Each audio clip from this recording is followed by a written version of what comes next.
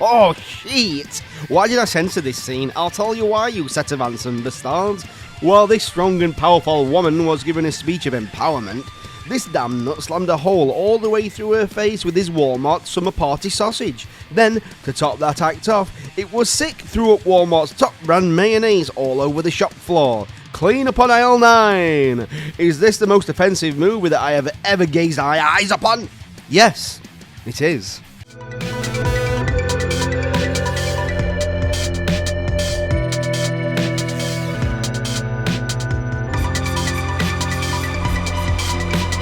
Right from the get-go, if this movie had smell-o-vision, it would smell of outdated salmon mixed in with the excruciating stench of Ron Jeremy's unwashed chocolate factory. Yep, that's me. You're probably wondering how I ended up in this situation.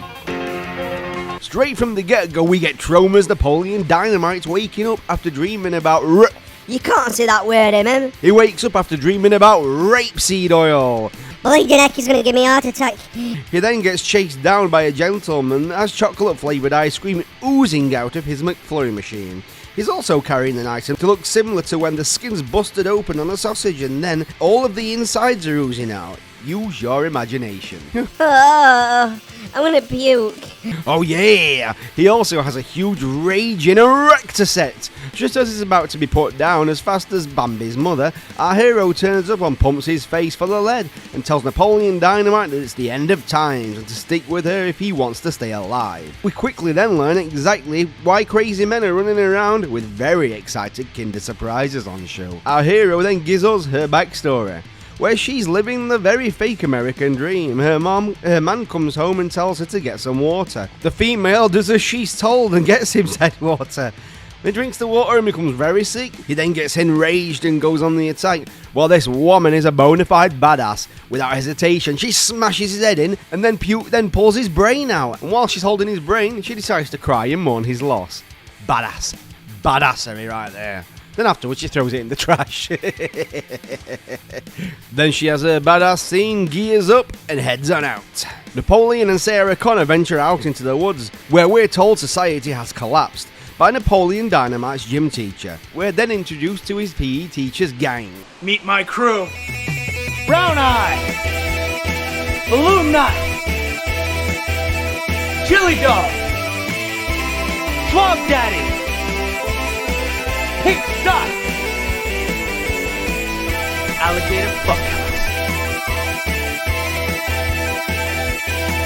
It's nice to meet you. We then learn, according to these scumbags, that there's nothing better than a bang gang. I didn't pronounce the words correctly, as I'm not saying that on the tube. The gang then claim that they've been cock-blocked by Napoleon Dynamite and go on the attack, but Napoleon pulls a gun out on them. And then to scuffle, they get into a bloody fight. But Napoleon's gym teacher has trained for this throughout his entire life.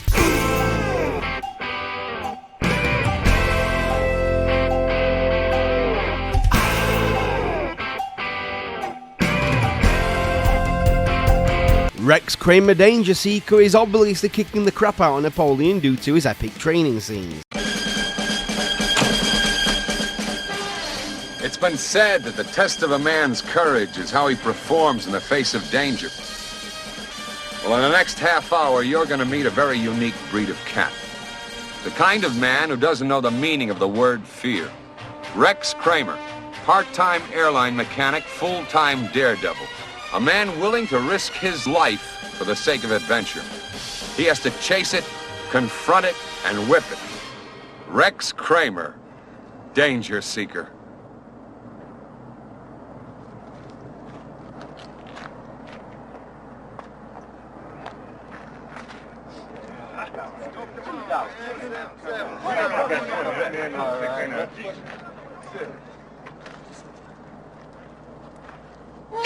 Naughty, we don't condone that kind of behaviour on this channel, thank you very much.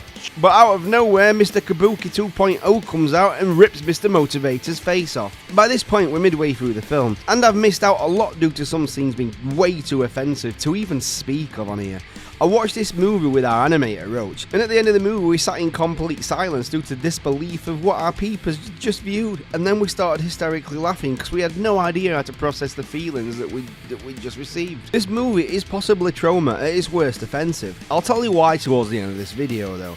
There are scenes in this film that are way too disturbing in nature to show. Before I go any further, I want you to know that I'm only halfway through this movie, and it's tallied up the most dongs that I've ever seen on screen. Let's get back to it. Mr. Kabuki 2.0 saves the day. He takes them to his safe place. Then we learn this story. He was once a scientist that invented a serum that makes your special place look like a huge raging bald gentleman from the neck up. He even tests it out on himself by injecting it straight into his meatballs. Dr. West, however, needs funding in order to get his product out in the open wild world. However, Dr. Wank King goes cray-cray and unleashes the serum onto the world. This then causes Dongmageddon, and society crashes in on itself faster than the little submarine with rich folk inside. Never mind that though, my little lovelies. Let's go and watch Blink 182 instead. Too much. Time for today's sponsor. I've invented a brand new top-of-the-line submarine. It's expertly made by the finest cardboard and tightly sealed with the top-of-the-line sellotape by our hard-working child labourers. In this robust top-of-the-line sub, you can travel to the deep depths and visit the wreckage of a submarine that sadly entered the deep dangers of the sea in order to witness the Titanic in person. Don't forget to sign up in our comment section below. We then learn why Mr. Kabuki wears a mask. He openly tells the crazy gym teacher from earlier that it's all his fault. So expectedly, he gets his face ripped clean off. This is when we go back to present day and Kabuki goes cray-cray and then gets taken out by Sarah Connor. This is when she gives us the speech of female empowerment. Then Mr. Kabuki stands back up and thrusts his hungry hippo straight through her face, and then his hungry hippo cries all over the remains of her skull. This movie very clearly aims to sicken and defend it does. No demographic is safe when it comes to this movie. Believe it or not, there's been scenes way more shocking than this one I just spoke of. I'm very rarely shocked by movies, but I must admit that this one did leave me wondering what the heck I just witnessed. At some points I genuinely put off my food. The Taint does have a lot going for it though. The practical effects are incredible, but I can't show them due to the graphic nature, due to the way it's displayed on camera. The soundtrack is on another freaking level. There's some genuinely really good bangers in this movie. However, I've always had an issue with how clean horror movies look today. I feel like if a horror movie looks gritty, then it provides a feeling of doom and gloom that most horrors of the 1970s, 1980s and early 1990s provide us with. Clean, sharp-looking horror movies simply don't work for me personally. How does this movie end? Grim. Extremely grim. Napoleon finds out that his old fling is pregnant. Here we see a scene where he uses a coat hanger to terminate baby John Connor.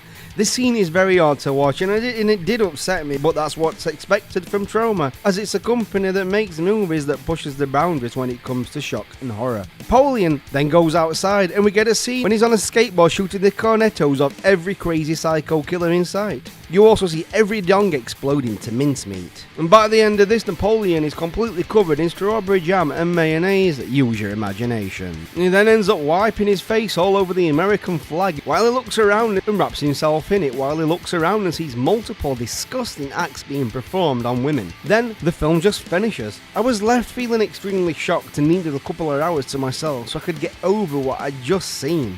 And I'm telling you right now, you will never even fathom what these eyes have witnessed. The Taint on the surface looks like a film that is disgusting to its core, and it is, and it needs cleaning with acid, but at its core the Taint is a movie with a message. How it chooses to deliver the message is debatable, but it's telling us that it's tired of how women are treated in the US. Is it incredibly outrageous? Absolutely. But its messages hit you in the face hard and it leaves you feeling disgusted. Well, that's exactly how it wants you to feel. If you have a very strong stomach and want to feel shocked, check the Taint out. Would I recommend it? No, I wouldn't. It has scenes that I'll regretfully never ever be able to get out of my mind. Anyway, I'm going to sit in a cold shower and cry. Like, share and subscribe. It's a small act for you, but it goes a long way for us. Join our damn cult, city. Also, you can check us out on Patreon, where I don't really post much, but you can feel free to use as much of the channel's music as you want without getting anything slapped against it. It's all free for you. I'll post images and a few episodes for early access, but that's about it. Anyway, also check out our band on SoundCloud and Spotify, City.